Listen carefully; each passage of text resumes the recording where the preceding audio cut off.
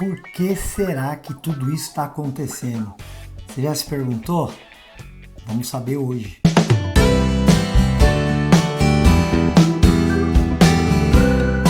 Se eu perguntar para Deus por quê, eu vou estar pecando, vai estar errado. Muitas vezes a gente fica com esta dúvida. Eu posso perguntar para Deus por quê? Principalmente nesse tempo que estamos vivendo, este mal que estamos sofrendo de maneira mundial, o que mais vem na nossa cabeça é tentar entender por quê. E a gente geralmente aprende assim, olha, perguntar por quê não pode. Se você quer perguntar, pergunta para Deus para quê. Porque a gente tem que saber o propósito. A razão não importa. Será que isso é verdade? Será que realmente é pecado perguntar para Deus por quê?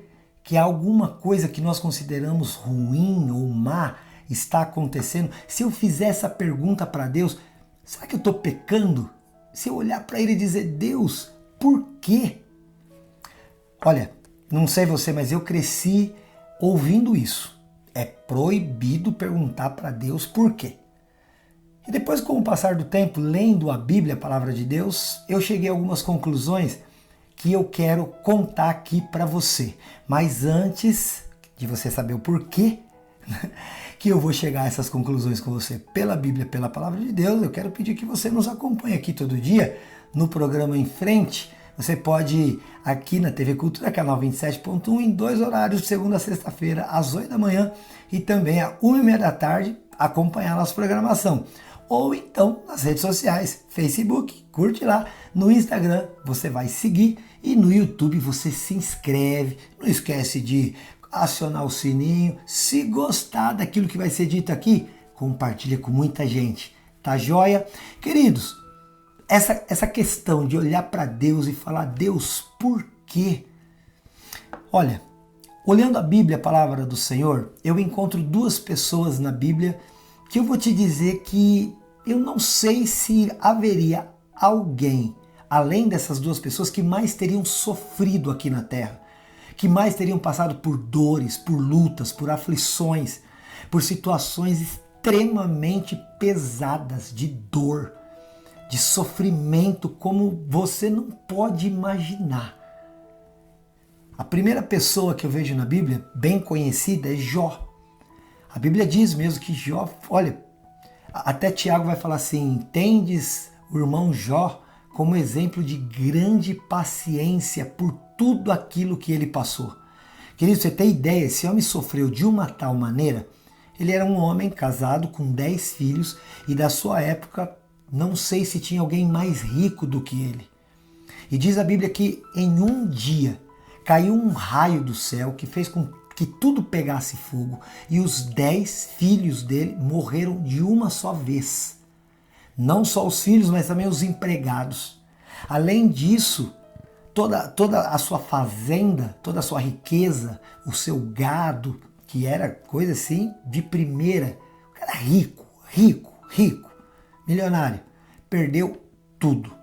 Se não bastasse, o seu corpo foi tomado por uma praga, por uma chaga, por uma enfermidade do alto da cabeça até a planta dos pés. E a Bíblia diz lá em Jó 1:22 que Jó, mesmo tendo vivido tudo isso, em nada, em absolutamente nada, ele teria pecado com os seus lábios. Em nenhum momento.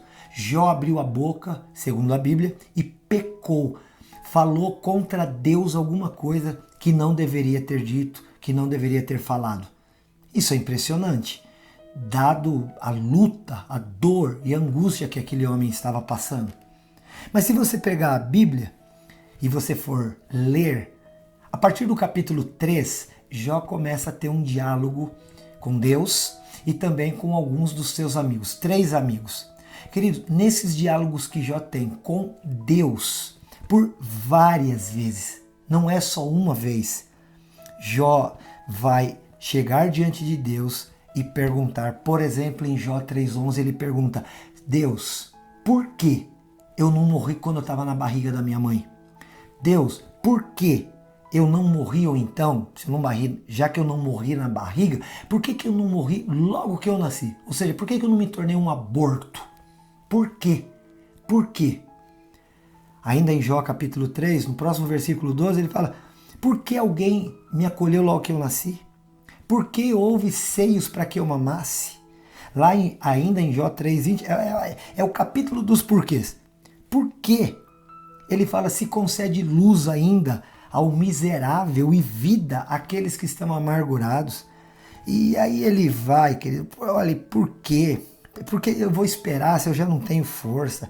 Por que se prolonga a minha vida se o meu fim já está certo? Senhor, se eu pequei, fiz o que é mal, por que o Senhor fez de mim um alvo das suas flechas para que isso tudo para mim fosse tão pesado? Por que o Senhor não perdoa minhas transgressões? Sabe, se eu sou condenado, por que então eu estou trabalhando em vão? E assim, ele vai. Por quê? Por quê? Por quê? Por quê? Por quê? E segundo a Bíblia, em absolutamente nada, Jó teria pecado contra Deus com os seus lábios. Então eu já poderia responder só pelo conhecimento que eu tenho da palavra de Deus em Jó.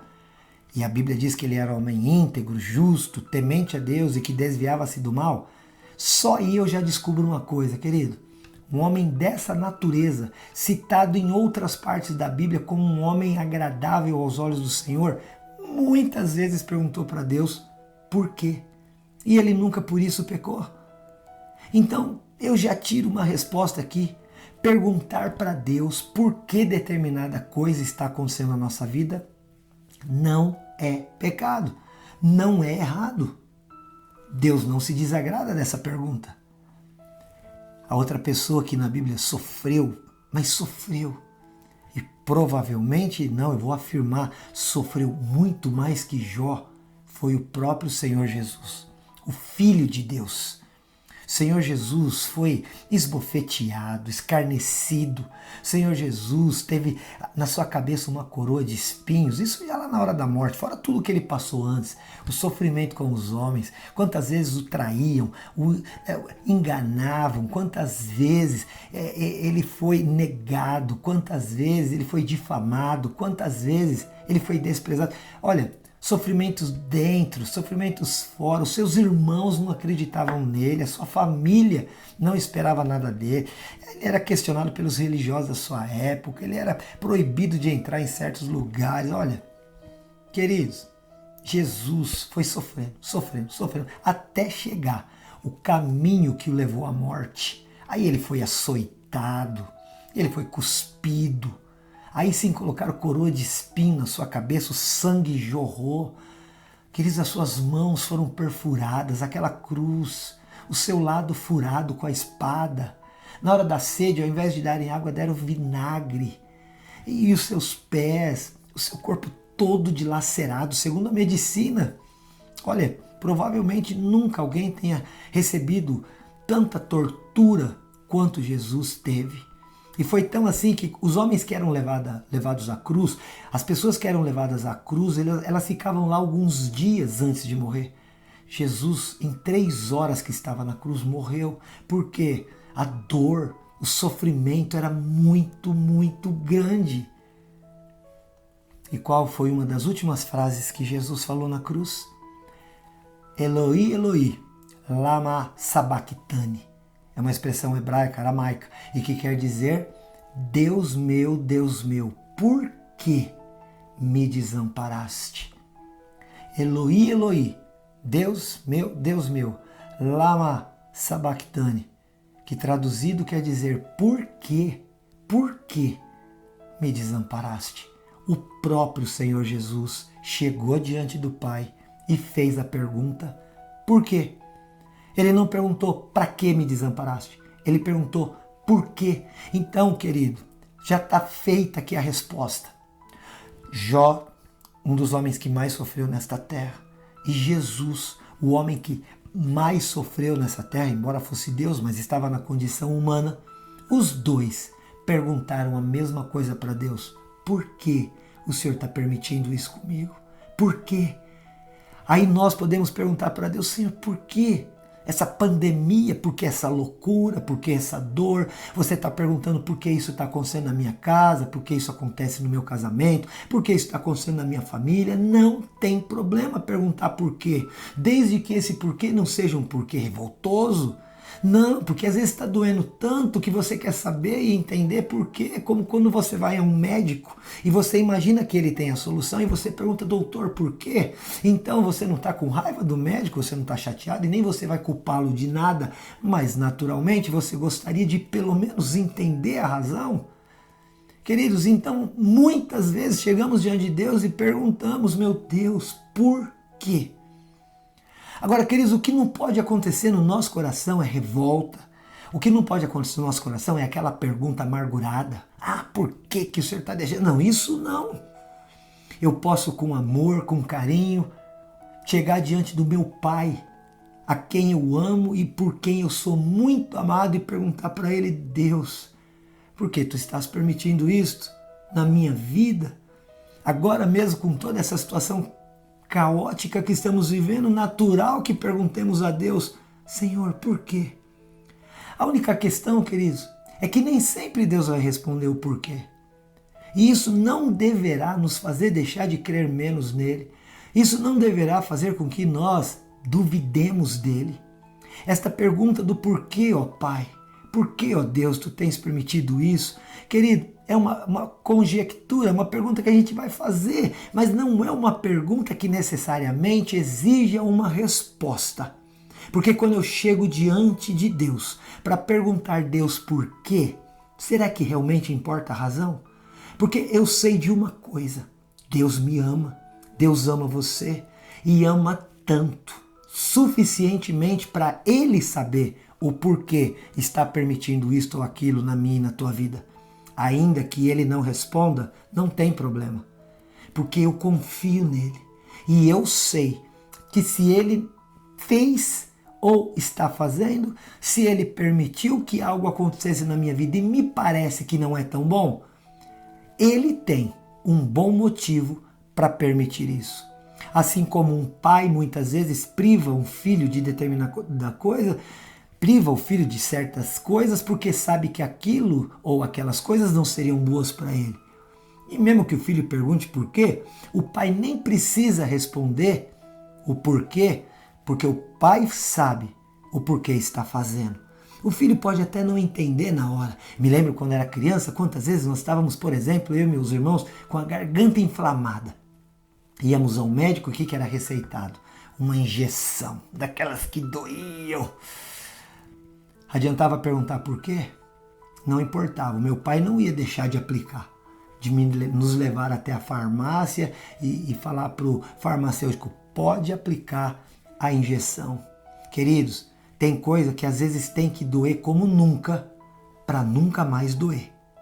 Tem coisas que tem que doer como nunca, para nunca mais doer.